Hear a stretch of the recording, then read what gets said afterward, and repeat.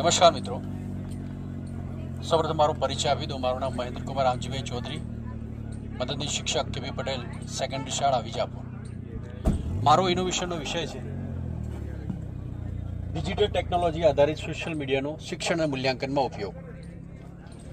આ વિચાર મને પહેલાં એટલે કે 2024માં આવેલો. આ જે ઇનોવેશનનો જે મુખ્ય હેતુ એ હતો કે વિદ્યાર્થીઓ છે વિવિધ સોશિયલ મીડિયાનો ઉપયોગ શિક્ષણ કાર્યમાં કરી શકવામાં અસમર્થ હતા. આજના સમયમાં જ્યારે વિદ્યાર્થીનું મોબાઈલ પ્રત્યે આકર્ષણ વિશેષ જોવા મળતું હોય છે, પરંતુ તેઓ શું કરતા હોય છે કે જે નિરર્થક ને બિનઉપયોગી મોબાઈલ એપ્લિકેશન હોય છે ડાઉનલોડ કરતા હોય છે. પરંતુ ધોરણ 9 અને 12ના વિદ્યાર્થીઓ એમના અભ્યાસક્રમને લગતું સરળ સાહિત્ય ધરાવતી એવી કોઈ એપ્લિકેશન એમને મળતી નહોતી.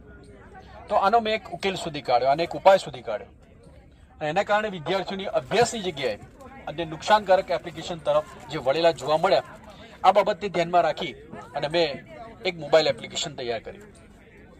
તો આ જે ઇનોવેશન છે એની પ્રયુક્તિ, સાધન સામગ્રી, સમયગાળો, લક્ષ્ય જૂથ કયા છે એના વિશેની માહિતી આપી દઉં.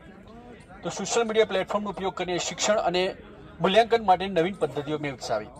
જેમ કે તમે અહીંયા સ્ક્રીન ઉપર જુઓ છો કે મેં YouTube live, Facebook live, Instagram live અને લિંક્ડઇન લાઈવ જેવા ઓડિયો, વિડીયો અને ઈ પોસ્ટર દ્વારા શિક્ષણ સાધન સામગ્રી તરીકે YouTube, Facebook, Instagram, Telegram, LinkedIn, WhatsApp quiz tools, Kahoot, Quizizz, good forms, live streaming software જેવું કે OBS દ્વારા મેં વિદ્યાર્થીઓને શિક્ષિત કરવાનો પ્રયત્ન કર્યો. એટલે કે અંગ્રેજી અને સામાજિક વિજ્ઞાનના જે અલગ અલગ જે પ્રકરણ હતા એ પ્રકરણને આધારિત મેં વિડીયો તૈયાર કર્યા. GVS એટલે ગુજરાત વર્ચ્યુઅલ શાળાની અંદર 2021માં જ્યારે પસંદગી થઈ ત્યારબાદ મેં લાઈવ ક્લાસીસ આપેલા. કુલ 32 ક્લાસ મેં લીધેલા છે. એનો ઉપયોગ આજ દિન સુધી હું મારી ચેનલ થકી કરી રહ્યો છું. મારી જે ચેનલ છે એનું નામ છે teach you easy. What's the meaning of teach you easy? Teach you ઇઝીનો મતલબ થતો હોય ટીચિંગ મેક્સ અસ ઇઝી. આપણા રોજિંદા જીવનની અંદર છે એ શિક્ષણ કેટલું બધું ઉપયોગી થતું હોય છે, આ બાબતને ધ્યાનમાં રાખીને મેં એ ચેનલ એવું નામ આપ્યું છે. તો અહીંયા તમે ફોટાની અંદર જુઓ છો કે એ જ ચેનલની અંદરના જે મારા વિડીયો છે એનું કલેક્શન, એનું જે પ્લેલિસ્ટ છે અહીંયા મેં બતાવેલું છે. તો મારો જે પ્રયોગ છે, પ્રયોગની શરૂઆત મેં કેવી રીતે એનું વર્ણન કરું છું.